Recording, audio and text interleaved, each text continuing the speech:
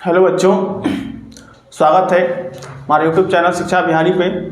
और आज के इस वीडियो में हम पढ़ेंगे इकोनॉमिक्स, क्लास 9th के इकोनॉमिक्स को पढ़ेंगे, जिसमें हमारा पहला चैप्टर पढ़ेंगे हम बिहार के एक गांव की कहानी।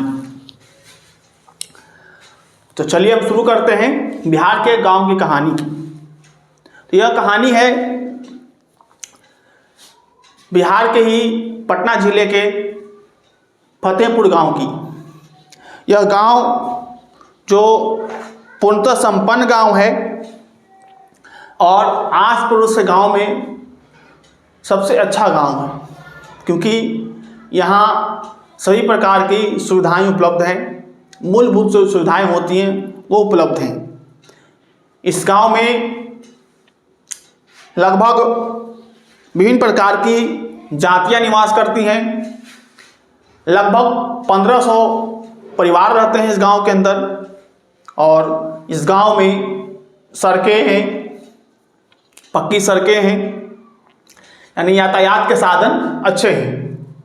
साथ ही साथ इस गांव के लोग कृषि कार्य करते हैं और कृषि से संबंधित अन्य कार्य भी करते हैं, जैसे मत्स्य पालन, पशुपालन, मुर्गी पालन, इस प्रकार के कार्य। साथ ही साथ इस गांव में दुकान भी हैं और इस गांव में प्राथमिक विद्यालय और लगभग 6 प्राथमिक विद्यालय हैं, एक मध्य विद्यालय है, एक हाई स्कूल है और एक डिग्री कॉलेज भी है। लगभग यह गांव हर एक मामले में संपन्न गांव है। इस गांव में बाढ़ की स्थिति जैसी समस्याएं कम ही मात्रा में उत्पन्न होती हैं, यानी यह इसको एक समृद्ध गांव के रूप में माना जा सकता है, क्योंकि यहाँ स्वास्थ्य केंद्र भी हैं जहाँ पर लोगों का इलाज भी करवाया जाता है। इस गांव का नाम फतेहपुर इसलिए पड़ा है क्योंकि श्री फतेश्वर नारायण सिंह एक प्रसिद्ध स्वतंत्रता सेनानी थे और उन्हीं के नाम पर इस गांव का नाम फतेहपुर पड़ा है। ठीक है, तो इस बात से हमें क्या पता चला कि फतेहपुर गांव के लोगों का मुख्य पेशा कृषि और कृषि से संबंधित अन्य कार्य हैं। चलिए, अब बात आती है कृषि से और कृषि से संबंधित। तो कृषि संबंधित बातों में या कोई भी व्यक्ति जब कोई कार्य करता है तो किसी न किसी चीज़ का उत्पादन करता है। तो आज हम जानेंगे इस कहानी के माध्यम से उत्पादन के बारे में। उत्पादन क्या होता है, उत्पादन कैसे किया जाता है, उत्पादन क्यों किया जाता है, इन सभी चीज़ों के बारे में आज हम लोग जानने वाले हैं। तो आज हमारा पहला टॉपिक है इसमें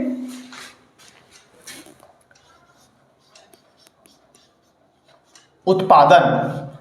इसका मतलब होता है प्रोडक्शन। उत्पादन माने प्रोडक्शन। नॉर्मली हम जब उत्पादन की बात सुनते हैं या प्रोडक्शन सुनते हैं तो हमारे मन में एक विचार आता है कि जाहिर सी बात है कि किसी भी वस्तु का निर्माण किया गया होगा, है ना।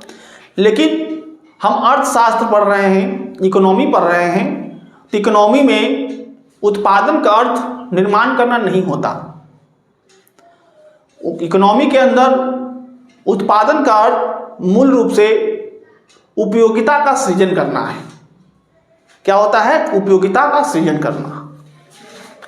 तो अर्थशास्त्र में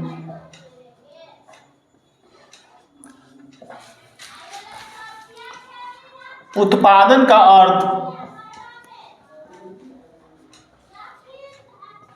क्या है? उपयोगिता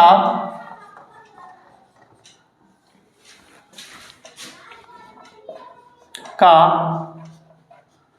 सृजन करना है। यानी अर्थशास्त्र में कहा जाए तो उत्पादन में हम क्या करते हैं? उपयोगिता का सृजन करते हैं। जैसे किसी भी वस्तु की उपयोगिता बढ़ाई जाती है, वही आपका उत्पादन है। या फिर हम यह कह सकते हैं कि मानव जो है अपनी सूझबूझ, अपनी कला, अपने कौशल के माध्यम से विभिन्न वस्तुओं की उपयोगिता को बढ़ाता है ना, या फिर प्रकृति में प्रदत्त वस्तुओं की सहायता से मानव जो है उसकी वस्तुओं की उपयोगिता को बढ़ाता है, उसे हम उत्पादन का नाम दे सकते हैं। जैसे देखिए, या हम ऐसे भी कह सकते हैं, मानव अपनी सूझबूझ, समझ, कौशल के द्वारा प्रकृति में उपलब्ध वस्तुओं को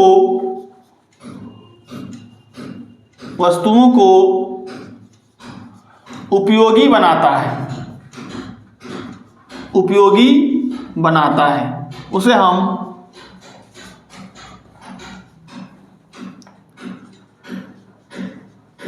उत्पादन कहते हैं। उसे हम क्या कहते हैं? उत्पादन कहते हैं। जैसे बढ़ई द्वारा लकड़ी से टेबल, कुर्सी तथा अन्य फर्नीचर का निर्माण। जैसे कोई बढ़ई लकड़ी से टेबल बनाता है, कुर्सी बनाता है और दूसरी अन्य फर्नीचर की वस्तुएं बनाता है, तो उसे हम क्या कहेंगे? उत्पादन कहेंगे। क्योंकि लकड़ी की उपयोगिता जितनी नहीं है, उसको अपना बढ़ई जो है अपने सूझबूझ के अनुसार, अपने कौशल के अनुसार क्या करता है? उसके अन्य प्रकार की वस्तुएं बनाता है, जिससे वह वस्तु ज़्यादा उपयोगी हो जाती है। ठीक है, तो यही आपका उत्पादन होता है। ठीक है, अब हम लोग जानेंगे, क्या जानेंगे? उत्पादन करने के लिए किन किन साधनों की आवश्यकता होती है। उत्पादन करने के लिए किन किन साधनों की आवश्यकता होती है? तो उत्पादन करने के लिए हमें 5 साधनों की आवश्यकता है।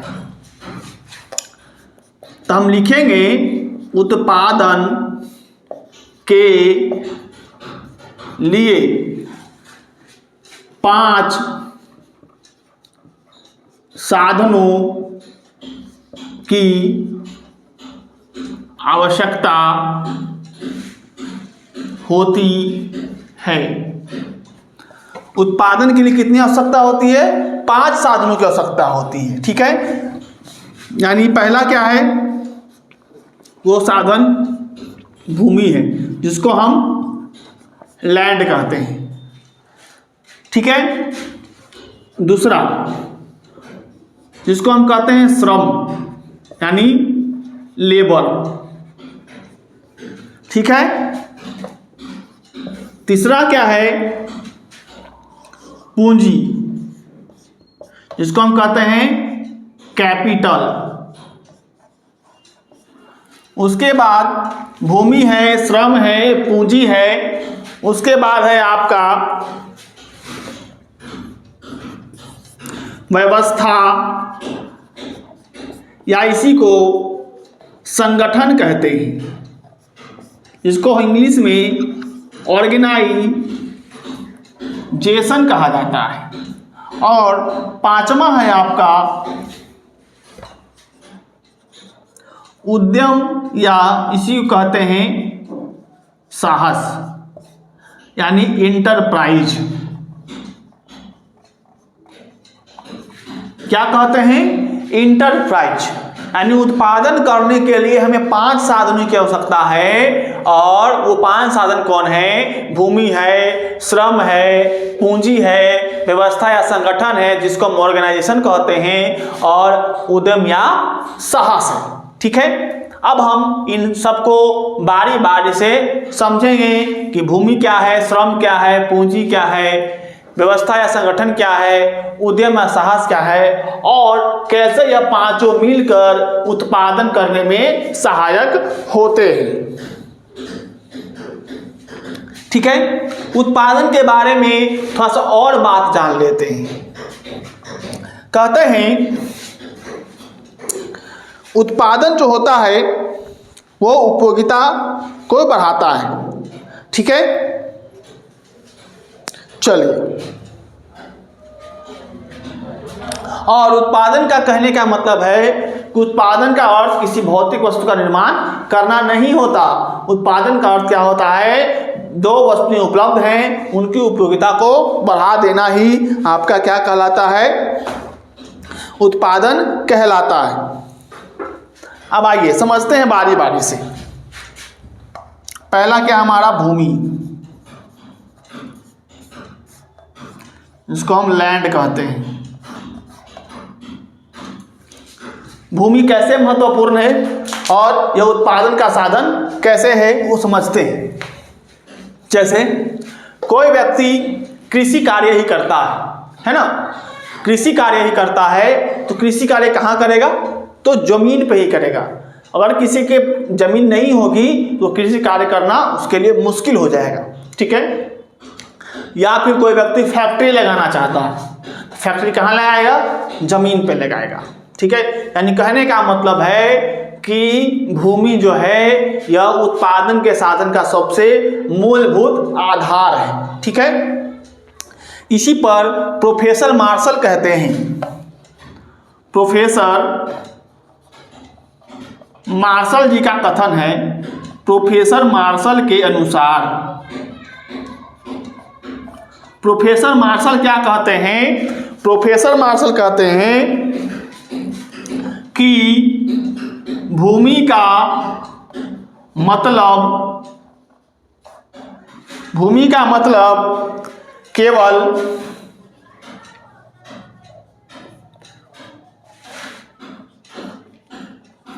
जमीन की ऊपरी सतह से नहीं,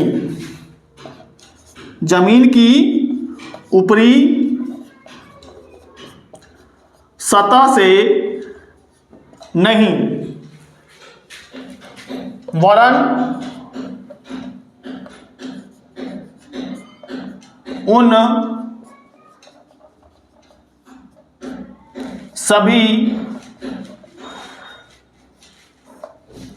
सभी वस्तुओं, पदार्थों तथा शक्तियों से है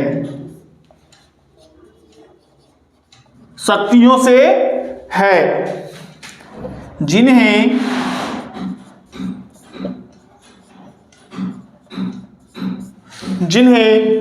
प्रकृति ने मानव की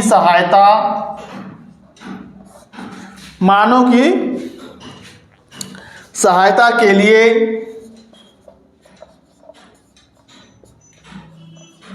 भूमि,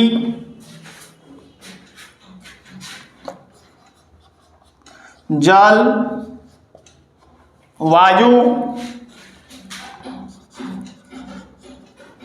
प्रकाश तथा गर्मी के रूप में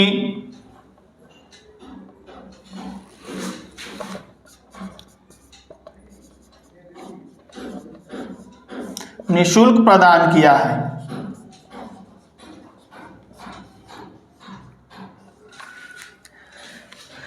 भूमि क्या है, देखिए प्रोफेसर मार्शल साहब कहते हैं भूमि का मतलब केवल जमीन का ऊपरी सतह से मतलब नहीं है, बल्कि जमीन पर जो भी वस्तुएं प्राप्त हैं, जो हमें प्रकृति ने फ्री में दिया है, वो सभी भूमि के अंतर्गत ही आती है और सभी मिलकर उत्पादन को प्रभावित करते हैं।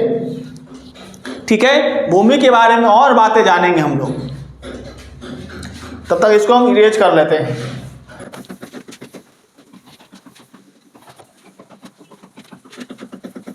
चलिए भूमि के बारे में और जान लेते हैं। भूमि जो होता है यह प्राकृतिक संसाधन है। भूमि कैसा संसाधन है? प्राकृतिक संसाधन है, क्योंकि प्रकृति ने हमें जो है मुक्त रूप में दिया है। और एक बात और जानेंगे, भूमि जो होता है वो एक स्थिर संसाधन है। यह चलायमान नहीं है, यह गति नहीं करती है, यह एक जगह स्थिर रहती है। और बिहार बात करें भूमि के वितरण की, तो सभी लोगों के पास भूमि का वितरण एक समान नहीं है। भूमि जो है इसका वितरण हमेशा असमान हुआ है। शुरुआत से ही भूमि एक समान वितरित नहीं हुई। किसी लोगों के पास भूमि ज़्यादा है, किसी लोगों के पास भूमि कम है, या फिर किसी के पास भूमि है ही नहीं। और भूमि को जो है मापने के लिए विभिन्न प्रकार के हम क्या करते हैं? मापन का प्रयोग करते हैं। तो भूमि के मापन के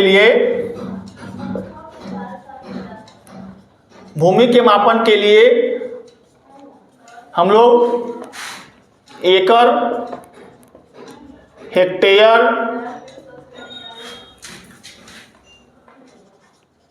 धूर, कट्ठा, बीघा, इन सब का प्रयोग हम लोग भूमि के मापन के लिए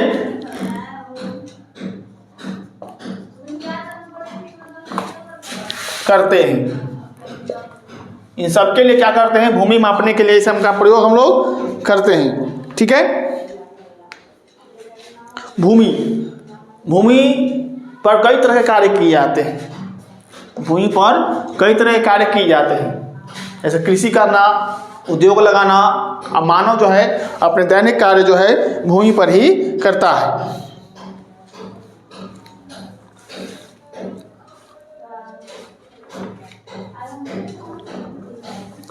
ठीक है। भारत में भूमि का वितरण देखेंगे, या बिहार में भी, तो भारत में खासकर बिहार में भूमि का वितरण जो होता है यह बहुत छोटे छोटे भागों में हो चुका है। पे होता क्या है कि किसी व्यक्ति के पास मान लीजिए 20 बीघा जमीन है। मान लीजिए रमेश नाम का कोई व्यक्ति है, उसका 20 बीघा जमीन है और रमेश के 4 पुत्र हैं, A, B, C, D। अब क्या होगा? यह रमेश का जमीन जो है इस 20 बीघा जमीन ये 4 भागों में बराबर बराबर बटेगा। तो 5 इसको मिलेगा, 5 इसको मिलेगा, 5 इसको मिलेगा, 5 इसको मिलेगा। यानी अब जो है जो भूमि एक व्यक्ति के पास 20 बीघा थी, वही अब रमेश के बाद यह भूमि एक व्यक्ति के पास 5 बीघा के रूप में बचेगा। उसके बाद इस A का भी परिवार बढ़ेगा, B का भी बढ़ेगा, C का भी बढ़ेगा, D का भी बढ़ेगा। इसके भी होंगे कई, इसके भी और इसके भी। इस तरह से जमीन जो है फिर छोटे छोटे भागों में बट जाएगा। ठीक है। बिहार की स्थिति यही है। बिहार में छोटे खेत ज़्यादा मात्रा में है, जिसके कारण जो है बिहार में वैज्ञानिक तरीके से खेती नहीं हो पाती है, क्योंकि मशीनें लगाना छोटे खेतों में आसान नहीं होता है। इसीलिए भारत में जो है बिहार में खासकर भूमि का वितरण भी बिल्कुल ही असमान तरीके से हुआ है। और आप जान लेंगे क्या कि भूमि कैसा साधन है? भूमि उत्पादन का एक सक्रिय साधन नहीं होता है। भूमि जो है उत्पादन का सक्रिय साधन नहीं होता है, क्योंकि भूमि कार्य नहीं करती है। कार्य कौन करता है? कार्य मनुष्य करता है। तो हम लोग सेकंड पढ़ने वाले हैं श्रम। श्रम माने लेबर।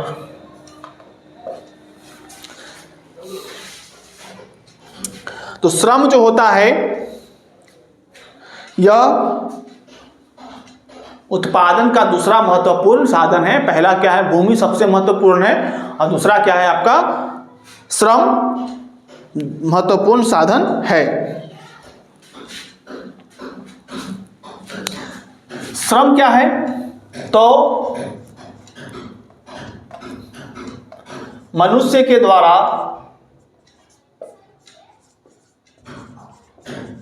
मनुष्य के द्वारा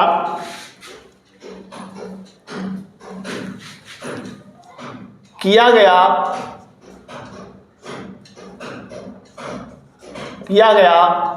वह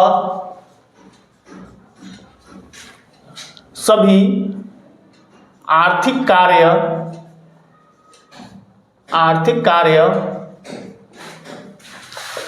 श्रम है, चाहे वह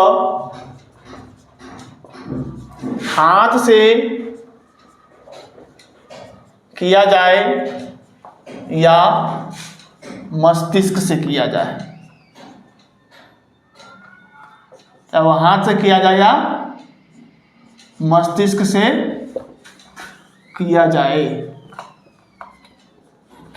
तो श्रम क्या है? मनुष्य कोई भी आर्थिक कार्य करता है जिससे उसे कुछ धन की प्राप्ति होती है, वो क्या होता है? श्रम कहलाता है। और श्रम दो प्रकार के होते हैं। श्रम दो प्रकार के होते हैं।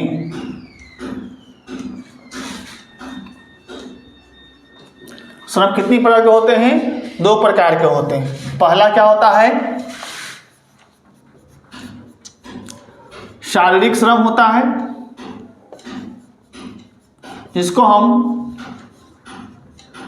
फिजिकल लेबर कहते हैं।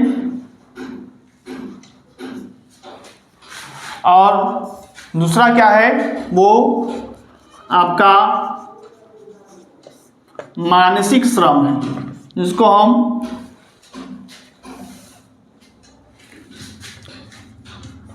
मेंटल लेबर कहते हैं। अब शारीरिक श्रम क्या होता है और मानसिक श्रम क्या होता है?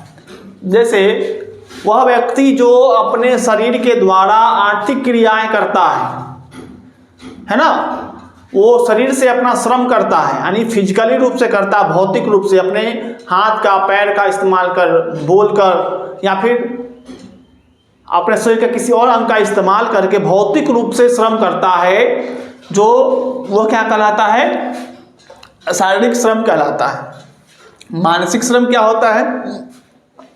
वह व्यक्ति जो अपने भौतिक रूप से शारीरिक अंगों का प्रयोग न करके बल्कि अपनी भावनाओं से, अपने मस्तिष्क से जो श्रम करता है, वो क्या कहलाता है? आपका मानसिक श्रम कहलाता है। देखते हैं शारीरिक श्रम कौन करता है। देखिए इसमें आपका कौन आ जाएगा? मजदूर, फिर आपका जो मिस्त्री होता है वह, फिर से आपका ड्राइवर इत्यादि। ये सभी क्या हैं? आपके शारीरिक श्रम करने वाले व्यक्ति हैं, जो शारीरिक रूप से श्रम करते हैं। मानसिक श्रम कौन करता है? जैसे आप इंजीनियर, शिक्षक, वैज्ञानिक इत्यादि, ये सभी क्या करते हैं? मानसिक श्रम करते हैं, यानी अपने मस्तिष्क से कार्य करते हैं। ठीक है, आइए अब देखिए, जब कोई व्यक्ति श्रम करता है तो श्रम के बदले में उसे कुछ मेहनताना मिलता है। क्या मिलता है? मेहनताना। जैसे आप दिन भर काम किए और दिन भर काम करने के बदले आपको कुछ पैसा मिला, तो कोई व्यक्ति दिन भर कार्य किया और कार्य करने के बाद उसे कुछ धन की प्राप्ति हुई, तो वह जो धन होता है उस व्यक्ति की मजदूरी कहलाती है। ठीक है, या फिर उसको हम आय कहते हैं। चलिए देखिए, मजदूरी यानी इसको इंग्लिश में हम वेजेज कहते हैं। किसी व्यक्ति द्वारा किए गए कार्य के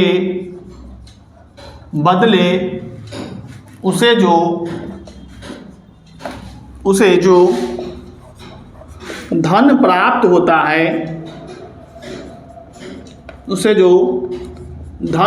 होता है, उसे हम क्या कहते हैं?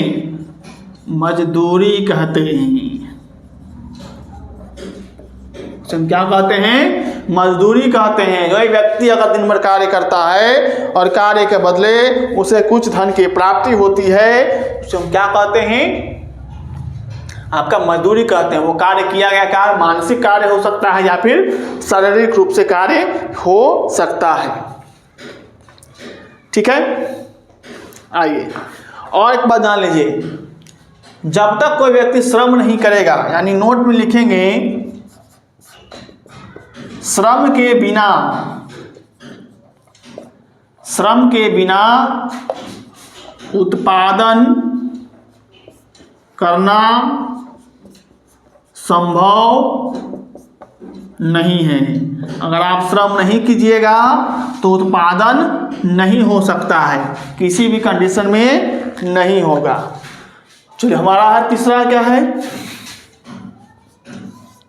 तीसरा है पूंजी यानी कैपिटल। कैपिटल क्या है? पूंजी। नॉर्मली जब पूंजी की बात करते हैं तो पैसे की बात आती है कि जिसके पास पैसा है उसके पास पूंजी है, लेकिन ऐसा नहीं होता है। कहा गया है कि प्रोफेसर मार्शल साहब कहते हैं कि प्रकृति के द्वारा जो निःशुल्क वस्तुएं दी गई हैं उनको छोड़कर वे सभी संपत्ति जिससे आपको आय की प्राप्ति होती है वह पूंजी कहलाती है। तो लिखेंगे इसमें प्रोफेसर मार्शल के अनुसार, प्रोफेसर मार्शल के अनुसार प्रकृति द्वारा प्रदत्त निःशुल्क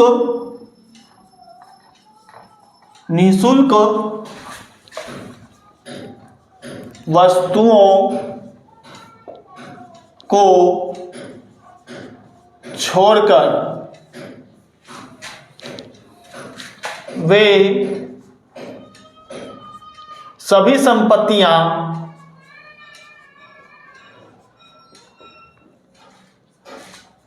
जिनसे आय की प्राप्ति होती है उसे पूंजी कहते हैं। प्रोफेसर मार्शल ने क्या कहा? प्रकृति ने जो भी निःशुल्क वस्तु प्रदान किया है उन सबको छोड़ दें और वो संपत्ति जिनसे आपको आय की प्राप्ति होती है वे सभी पूंजी कहलाता है। या फिर यह कह सकते हैं या धन का वह अंश का मतलब क्या होता है? भाग होता है। धन का वह अंश जिससे पुनः उत्पादन किया जा सकता है, जिसे पुनः उत्पादन किया जा सकता है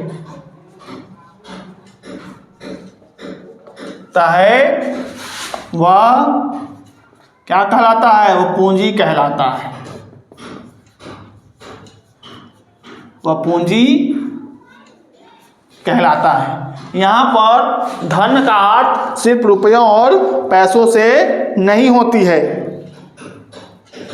ठीक है, यहाँ पर धन का अर्थ सिर्फ रुपयों पैसों से नहीं है। धन अन्य वे सभी प्रकार की चीजें धन क्या कहलाती हैं? जिनसे आप अपनी आवश्यकताओं की पूर्ति कर सकते हैं, है ना? ये सभी धन हैं।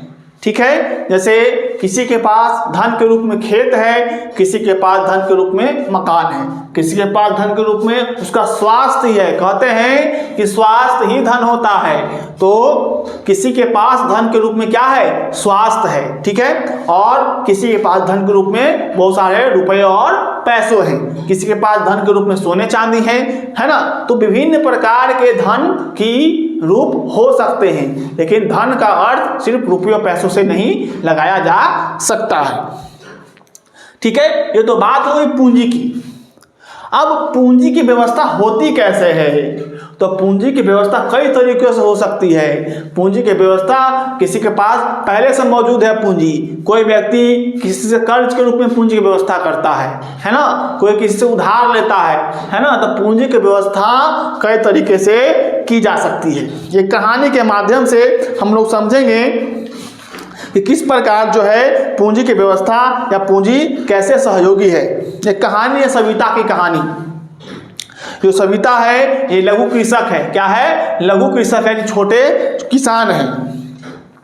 इसके पास 1 हेक्टेयर की भूमि है और गेहूं पैदा करने की योजना बनाती है। क्या बनाती है? योजना बनाती है। इसके पास खेती करने के लिए बीज चाहिए, सिंचाई करने के लिए पैसे चाहिए और कीटनाशकों के लिए भी पैसे की आवश्यकता होती है।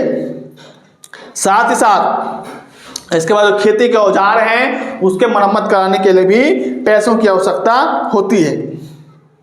वो अनुमान लगाती है कि कार्यशील पूंजी के रूप में ही उसे लगभग 3000 रुपया चाहिए, लेकिन उसके पास पैसा नहीं है। तो वह अपने गांव के ही एक तेजपाल सिंह के पास जाती है पैसे कर्ज लेने के लिए। तेजपाल सिंह कहता है कि मैं तुम्हें कर्ज दूंगा, लेकिन 24% प्रति माह की दर से तुमको ब्याज देना होगा। सविता जो है वो पैसे उसे ले लेती है और जो है फिर अपना कार्य करती है। फिर बाद में उसे कड़ी मेहनत करने के बाद अनाज उपजा करके फिर उसको अपना कर्ज वापस लौटाना पड़ता है।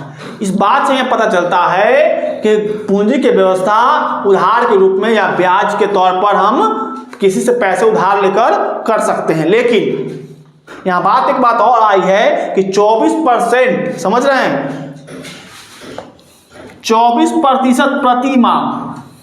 यानी कहने का मतलब है कि अगर सविता ने 100 रुपया लिया है, कोई व्यक्ति 100 रुपया उधार लिया है, तो पर मंथ ब्याज का उसको कितना देना होगा? 24 रुपये ब्याज का देना होगा। अगर वह कोई व्यक्ति सिर्फ 4 महीने ही ब्याज का पैसा देगा तो 96 रुपये के रूप में उसे ब्याज देना होगा। और 5वें महीने में गया तो हो जाएगा कितना? 120 रुपया। अब उसका मूलधन कितना था? 100 रुपया। ब्याज कितना हो गया? 120 रुपया। यानी अब जो है उसका ब्याज जो है मूलधन से ही ज्यादा हो गया, है ना, मूलधन से ही ज्यादा हो गया। और टोटल पैसा 5 महीना बाद चुकाएगा तो उसको 120 रुपया और 100 रुपया मूलधन, आपको 220 रुपया जो होगा उसको मिश्रधन के रूप में चुकाना होगा। यानी ब्याज का जो रेट है यानी दर है वो काफी ज्यादा है। यानी गांव में जो साहूकार होते हैं, जो कर्ज देने वाले होते हैं, वो काफी अधिक मात्रा के ब्याज पर जो है कर्ज उपलब्ध कराते हैं, जो काफी नुकसानदेह किसानों के लिए होता है। इसीलिए सरकार जो है कई प्रकार के बैंक और कई प्रकार की योजना लाकर जो है किसानों को कम ब्याज दरों पर लोन उपलब्ध करवा रही है, यानी कर्ज उपलब्ध करवाती है, ठीक है। और एक बात और ध्यान देंगे, श्रम के बारे में छूट गया था। श्रम जो होता है वो उत्पादन का सक्रिय साधन होता है, ठीक है। पूंजी जो होता है वो उत्पादन का सक्रिय साधन नहीं होता है, क्योंकि पूंजी एक बार हम लगा देते हैं वो कार्य नहीं करता है, ठीक है। पूंजी कैसा है? सक्रिय साधन नहीं है, लेकिन श्रम कैसा है? सक्रिय साधन है। अब आते हैं संगठन पे, 4 नंबर में। संगठन या व्यवस्था, जिसको हम क्या कहते हैं? ऑर्गेनाइजेशन। उसे हम क्या कहते हैं? ऑर्गेनाइजेशन कहते हैं।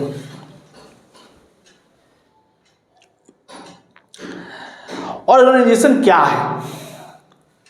तो कभी भी जब हम उत्पादन करते हैं तो उत्पादन एक व्यक्ति के द्वारा अकेले नहीं किया जा सकता है, या फिर भूमि, श्रम या पूंजी, ये तीनों जो है अगर अकेले हो तो इसका उत्पादन हो नहीं सकता है। तो कहा गया कि उत्पादन करने के लिए जो व्यवस्थाएं की जाती हैं, भूमि की व्यवस्था, श्रम की व्यवस्था, पूंजी की व्यवस्था, इन सब की जो व्यवस्था की जाता है, इनको मिश्रित करके एक संगठन बनाया जाता है, उसी को हम व्यवस्था या संगठन कहते हैं। चलिए देखेंगे। उत्पादन हेतु या उत्पादन के लिए विभिन्न प्रकार के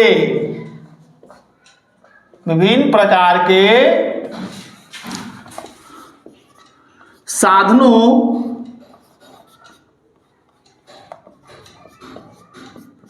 को जुटाना क्या कहलाता है? व्यवस्था या संगठन कहलाता है। व्यवस्था या संगठन कहलाता है। जैसे कोई व्यक्ति फैक्ट्री खोला तो उसे फैक्ट्री लगाया, तो फैक्ट्री लगाना है तो पहले तो उसे भूमि चाहिए, तो पहले भूमि व्यवस्था करेगा। अब भूमि, अगर उसके पास अपनी भूमि नहीं है तो भूमि के रूप में क्या करेगा? खरीदेगा भूमि, पूंजी की व्यवस्था करेगा। अब भूमि भी आ गया, पूंजी भी हो गई, पूंजी से भूमि खरीद लिया, बाकी पूंजी बचा तो मशीनें खरीदेगा। अब मशीन तो खुद अकेले चलाएगा नहीं, मशीन चलाने के लिए कुछ उसे लोगों की आवश्यकता होगी, तो लोगों की व्यवस्था करेगा, उसका संगठन बनाएगा। तो उत्पादन करने के लिए उस व्यक्ति ने कई तरह के व्यवस्था का यूज किया, कई तरह की व्यवस्था को बनाया, सिस्टम को डेवलप किया, तो वो क्या कहलाएगा? व्यवस्था या संगठन कहलाएगा। और जो व्यक्ति इसकी व्यवस्था करता है उसे क्या कहते हैं? उसे संगठन कर्ता कहते हैं। जो व्यक्ति संघ व्यवस्था करेगा वो संगठन करता है, उसको ऑर्गेनाइजर कहलाया जाएगा। उसे क्या कहेंगे हम? ऑर्गेनाइजर कहेंगे। और नोट में लिखेंगे इसको हम क्या? संगठन उत्पादन का सक्रिय साधन है। कैसा साधन है? यह उत्पादन का सक्रिय साधन है। अब है हमारा पांचवा क्या है? उद्यम या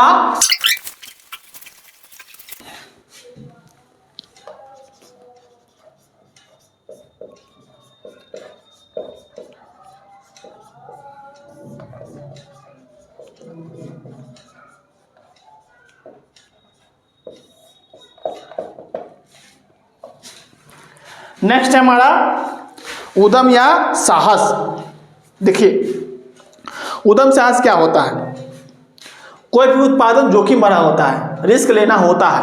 जैसे हम पैसा इन्वेस्ट कर रहे हैं कहीं पर, कहीं पैसा लगा रहे हैं, तो इसकी कोई गारंटी नहीं है कि उसे हम लाभ भी हो सकता है, नुकसान भी हो। तो जब उत्पादन करने के लिए जोखिम उठाया जाता है उसे हम क्या कहते हैं? उद्यम या साहस कहते हैं। देखिए उत्पादन क्या होता है? उत्पादन जोखिम भरा होता है। जोखिम का मतलब रिस्क होता है, रिस्क भरा होता है। और उत्पादन के लिए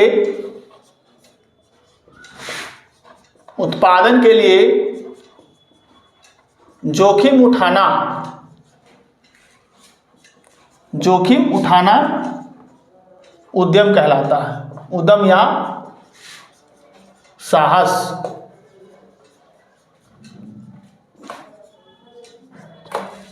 उत्पादन के लिए जोखिम उठाना क्या कहलाता है? उद्यम या साहस कहलाता है। और जो व्यक्ति यह जोखिम उठाता है, जो व्यक्ति जोखिम का वहन करता है, जोखिम का वहन करता है, उसे उद्यमी या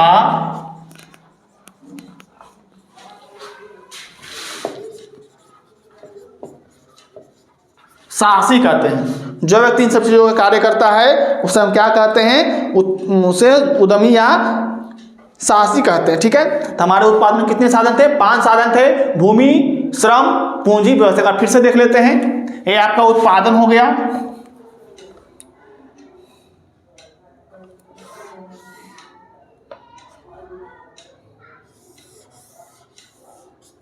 ये आपका उत्पादन है, इसके 5 साधन हैं। यहां पर भूमि, ये आपका श्रम, ये आपका पूंजी, ये आपका व्यवस्था या संगठन, इसको क्या कहेंगे? उद्यम या साहस। यानी इस तरह से हमारे उत्पादन के कितने साधन? 5 साधन। भूमि, श्रम, पूंजी, व्यवस्था, उद्यम या साहस, ये आपको क्या होते हैं? उत्पादन के साधन होते हैं। ठीक है, आइए अब कहा गया कि उत्पादन क्या हो, यानी किस चीज का उत्पादन करें। आखिर ये भी एक सवाल उठता है, उत्पादन तो करें लेकिन किस चीज का, क्यों करें उत्पादन? उत्पादन करने से हमें लाभ होगा, हानि होगा, इन सब बातों का ध्यान रखना होता है, तभी उत्पादन जरूरी है। तो यही बात का देखेंगे हम लोग, उत्पादन क्या हो। अभी हमने देखा उत्पादन क्या है, उत्पादन के साधन क्या हैं, अभी देखेंगे उत्पादन क्यों, क्या करें उत्पादन। तो उत्पादन जो होता है, हमें अर्थव्यवस्था को देखकर ही उत्पादन करना चाहिए।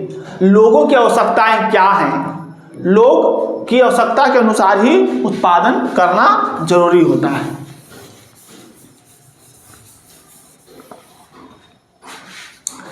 जैसे मान लीजिए बाजार में डिमांड है किसका? चावल का, और हम जो है मक्के का उत्पादन कर रहे हैं, तो हमें लाभ होगा? नहीं होगा।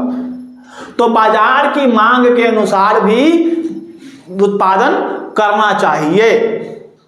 लोगों की मांग क्या है, उत्पादन करना चाहिए।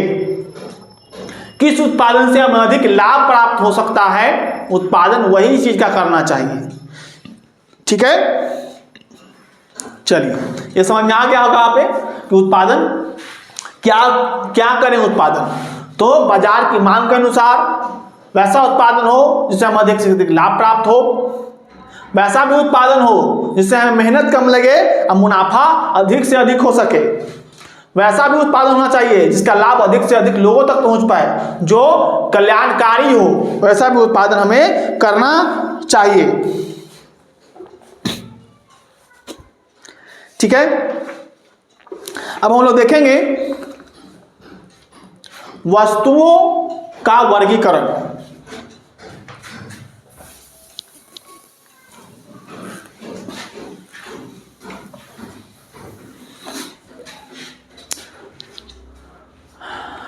चलिए, वस्तुओं का वर्गीकरण, क्लासिफिकेशन ऑफ प्रोडक्ट्स। देखिए, वस्तुएं जो होती हैं 2 प्रकार का होता है, एक कंज्यूमर गुड्स होता है, एक प्रोड्यूसर गुड्स होता है। देखिए 2 प्रकार की वस्तुएं हैं, एक होता है उपभोक्ता वस्तुएं, उपभोक्ता वस्तुएं, एक होता है उत्पादक वस्तुएं।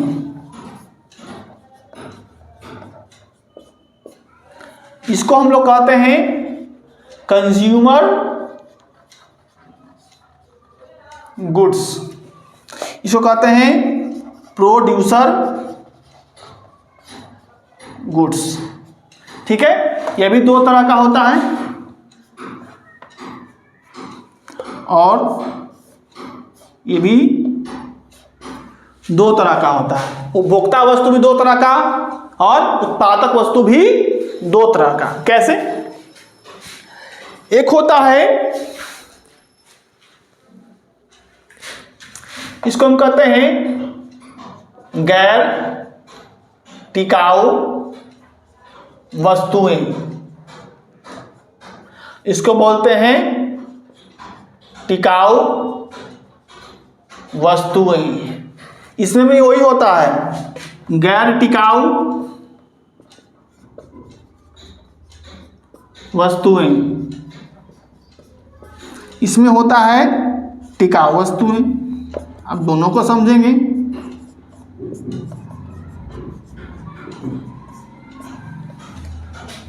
गैर टिकाऊ और टिकाऊ दोनों में एक ही चीज है। देखिए, उपभोक्ता वस्तु यानी वैसी वस्तु होगा जो आदमी उसका कंज्यूम कर गया, लिया और खा के खत्म, है ना। यानी वैसा वस्तु जो जिसका कंज्यूमिंग जो है डायरेक्ट कंज्यूमर के द्वारा किया जा रहा है। ठीक है, तो सभी वस्तुएं क्या होंगी? कंज्यूमर गुड्स होंगी। और में दो तरह कंज्यूमर गुड्स होता है। जैसे देखिए, गैर टिकाऊ में क्या होगा? जैसे कार बनाई कंपनी में, ठीक है, और कंपनी से काम कहां से चला गया? कंज्यूमर के पास। कंज्यूमर उसका यूज कर रहा है। अब ऐसा तो नहीं है कि एक दिन यूज किया दूसरा दिन खत्म हो गया, नहीं ना। तो जब वस्तु वैसी हो जो कंज्यूमर उसका बार बार यूज करे, यानी बार बार उसको रिपीट करे, सॉरी, हाँ गलती हो गया, हाँ देखिए, ये होगा आपका जैसे कार। टिकाऊ वस्तु में क्या? कार। वैसी वस्तु है जिसका बार बार यूज हो सके, कार। जैसे एक बार लिए यूज हो रहा है, फिर यूज बार बार उसका डेली यूज होता है, तो टिकाऊ। जैसे आपका साइकिल, मोटरसाइकिल, ठीक है। तो ये आपका क्या हो गया? टिकाऊ वस्तुएं हो गई। मशीन, सिलाई मशीन कह सकते हैं। आइए गैर टिकाऊ वस्तुओं में, जैसे यहां मैंने कार खरीदा तो डेली यूज किया, अब खरीदेंगे पेट्रोल, तो पेट्रोल क्या करेंगे? क्या 1 लीटर पेट्रोल लिए कार में डाले, कार चला ले, फिर पेट्रोल वही यूज करेंगे? नहीं ना, खत्म हो गया। तो वह वस्तु क्या? गैर टिकाऊ है। जैसे आपका ब्रेड, आदमी लिया खा गया, उसके बाद खाद्य पदार्थ जो खाने की वस्तु होती हैं, चाय, कॉफी, ये सभी क्या है? गैर टिकाऊ वस्तुएं हैं, लेकिन कंज्यूमर गुड्स हैं। इनसे किसी अन्य चीज का उत्पादन नहीं होता, बल्कि मनुष्य उसे खाकर खत्म कर देता है। नेक्स्ट है हमारा उत्पादक वस्तुएं यानी प्रोड्यूसर गुड्स। वैसी वस्तुएं जिनसे दूसरी वस्तुओं का उत्पादन होता है, उसे क्या कहते हैं? उत्पादक वस्तु कहते हैं। जिनसे दूसरी वस्तुओं का उत्पादन होता है उसे हम उत्पादक कहते हैं। और ये भी दो तरह के होते हैं, पहला होता है गैर टिकाऊ, दूसरा होता है टिकाऊ। आते हैं समझते हैं दोनों को बारी बारी से। जैसे गैर टिकाऊ में वैसा वस्तु जो टिकता नहीं है, जैसे मैंने गेहूं लाया और गेहूं का आटा पीस लिया, गेहूं पीस लिया, आटा बन गया। अब क्या दोबारा उसका यूज हो जाएगा? नहीं होगा। एक बार आटा बन गया तो गेहूं खत्म। उसी प्रकार मक्का हो गया, उसी प्रकार से आपका दाल, हो गया, इत्यादि। तो ये वस्तुएं क्या है, गैर टिकाऊ वस्तुएं हैं, लेकिन इनसे दूसरी वस्तुएं बनती हैं। उसके बाद आता टिकाऊ वस्तुएं। टिकाऊ वस्तु में क्या आ जाएगा, जैसे आटा चक्की। आटा चक्की हो गई, यह उत्पादक वस्तु है, यानी एक तरह का मशीन भी है। इसे क्या बार बार इसका यूज होता है, दूसरा प्रोडक्ट बनता है, लेकिन लंबा भी टिका रहता है। उसी प्रकार मशीन है ना, उसी तरह का मशीन हो गया, इत्यादि। ठीक है, तो ये आपका उपभोक्ता की वस्तुएं थी और ये उत्पादक की वस्तुएं थी। तो वस्तुएं कितनी प्रकार की, 2 प्रकार की, उत्पादक वस्तुएं और उपभोक्ता की वस्तुएं। ठीक है, तो आज हमने क्लास 9th के इकोनॉमी के पहला चैप्टर बिहार के गांव की कहानी पढ़ा। उस कहानी के माध्यम से आज हमने उत्पादन के बारे में पढ़ा, है ना, उत्पादन के साधनों को पढ़ा, उत्पादन वस्तुओं का वर्गीकरण पढ़ा, किस प्रकार उत्पादन के साधन उत्पादन में सहायक होते हैं, इन सब चीज़ों को आज हमने देखा। उम्मीद है आपको आज ये चैप्टर काफ़ी बेहतर समझ आया होगा और इसी तरह से आपको और भी वीडियोस आपको मिलते रहेंगे। इसके लिए हमारे चैनल को सब्सक्राइब करें, वीडियो को लाइक करना ना भूलें, कमेंट में बताना जरूर नहीं भूलें कि आपको वीडियो कैसा लगा। वीडियो को शेयर करें अधिक से अधिक बच्चों तक, ताकि सभी तक ये वीडियो पहुंच पाए। आज के लिए इतना ही, फिर मिलेंगे अगले वीडियो में अगले चैप्टर के साथ, और अगले और बाकी के वीडियोस में बाकी के सब्जेक्ट को भी आपको कवर किया जाएगा।